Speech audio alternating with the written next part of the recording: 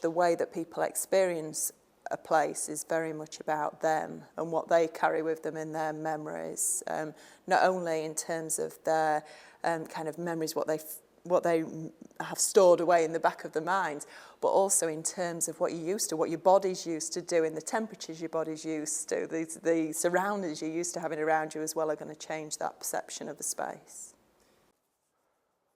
Well, I kind of think that how we experience the environment we find ourselves in, like, it's what we experienced in the past, so kind of our background, how we've grown up, and the kind of environments we've been through our whole life.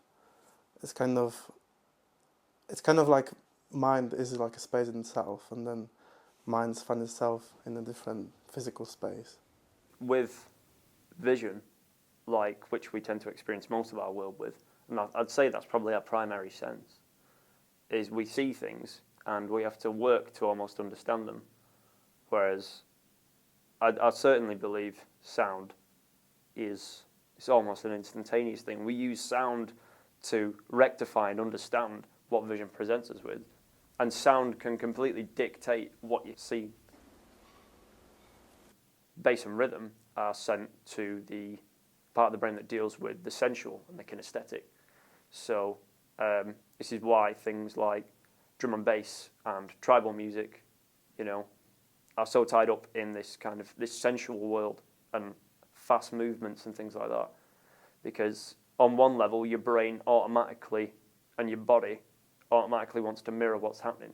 So your heart rate alters to fit the tempo of the music.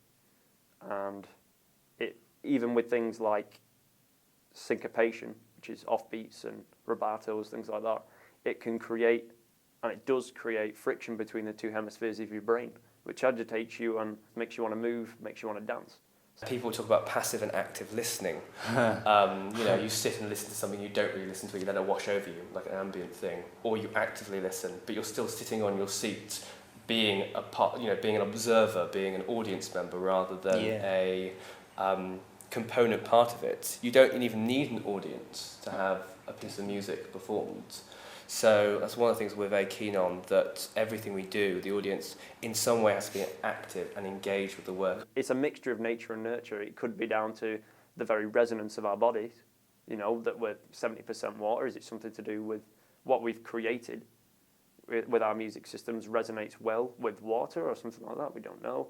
But it's assimilated instantly. And then, of course, you've got your primary signifiers, which go straight in, like I said, creates friction. But then you've got your secondary signifiers, which trigger memories and remind you of other songs and other parts of songs and experiences and touches and smells and things like that.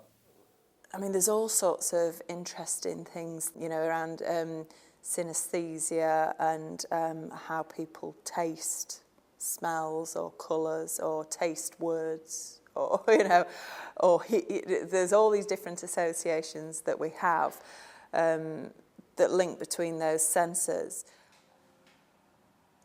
We didn't, distinguish between creators and participants or even audience. Observers, yeah. Because they were participants, they were artists in themselves. So, well, one of the big definitions that we've drawn between in our work, the kind of two areas maybe, if you like, it sits in, is this sort of, I suppose, a more traditional representational kind of thing where individual works have their kind of own life and they do their own structural thing, and the more sort of environmental feeling of just like the immersive thing, I think is big for us.